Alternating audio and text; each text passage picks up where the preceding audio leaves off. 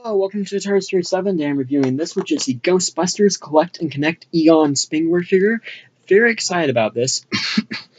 So, if you're familiar with the DC Multiverse line, you'll know that they started making Collect and Connect figures, which is kind of like their version of Marvel Legends' Build-A-Figure line. So, it's really nice that Mattel decided to expand and kind of like turn the Ghostbusters line that they're making for the new film into Collect and Connect. Now, they made the 4 new figures from the new reboot, but what's nice is they've decided to make the classic figures, which is probably the best thing about this movie, that they're making the classic toys, and I'm very excited about these. My brother got these, and he's letting me review them on my channel. That's why the piece is missing. He already built the no ghost sign, so I cannot wait to review these. And as you can see, we have the Ghostbusters logo over here, and we have the name and the logo. Really nice name on this side as well. It's very familiar to the DC Collect and Connect Multiverse figures packaging as well. As you can see, we have a nice quick view of the figure with Egon Spengler written here, and we have the black and yellow here, which appears on the traps, and I really love that.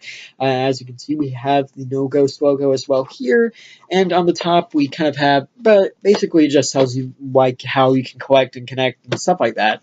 And on the back, it shows you what you can build and all the other 4 figures available. So let's get this thing out of the packaging. Okay, so out of the packaging, you can tell the face is very good. That's like the first thing. I mean, I feel there's a nice likeness to Harold Ramis. What a great actor. And as you can see, I mean, I just feel that they've done a really nice job with the glasses and the face. And the hair especially. They've got the hair perfect, as you can see. And a really nice as well. And I really like it. As you can see, just like the hair has been done really perfectly as well. Very nice likeness to the actor. Moving on, you can kind of like see the cloth and just kind of like how it's kind of like, kind of like the wrinkled effect a little bit. Really nice. We have Spengler written there, and then we have on this side the Ghostbusters logo. We have the kind of like shoulder pads on the sides. We have the straps to the proton pack, which is very, very nicely detailed. The molded detail and the painting detail, very nicely done. Really, really like it.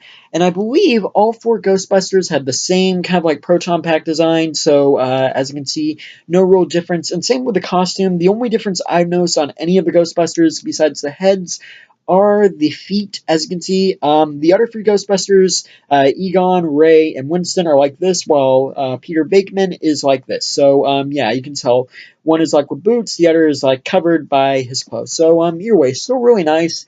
And, I really don't mind them kind of using the same mold because technically, I mean, they do wear the same thing. So, it's not kind of like it's that much of a big issue to me. So, yeah.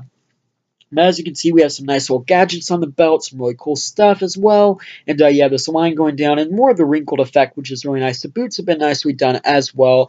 As for the gun, really nice. Really, really like it as well. The red and the silver and the little red dots. And really like the mold detail on this thing. And there is actually a feature which allows you to do something really, really cool. You can take the gun out of the hand, which is really, really cool, which, that's pretty much a given feature. But what's really neat about this is you can kind of like put it on the proton pack, kind of like how they do like when they're not using them. You can actually adjust it. There's a little hole on it, and there's a little kind of like thing on the back, which is allowing you to, if I can do this right, I probably can't, but hopefully I can. Okay, let's see. This is where it gets partially a little distracting, and it's not actually supposed to go on this way, I believe, but it's the only way I can really do it on camera. So, yeah. Okay, as you can see, you can put the gun on the proton pack, which is really, really cool. I like that you can do that. Really neat, really cool kind of way that allows you to kind of like just more playability, or if you're a collector, or, like whatever you're playing to like use, really cool. So articulation-wise, very awesome. The head can move up and down, sideways, and there is a 360 at the head, but it might scratch the neck paint, so you might not want to do that. There is a 360 at the arm. But it is very, very stiff. So, yeah, very stiff, but 360 is doable at the arm. The arms swing out. There is bendability, and there is also a 360, but once again, very, very stiff. And 360 at the hands, wrist, and they can't kind of turn like that. It's a little hard to show on camera, but they can do that. The legs can swing forwards, backwards, swing out. Really cool that they can do that, actually.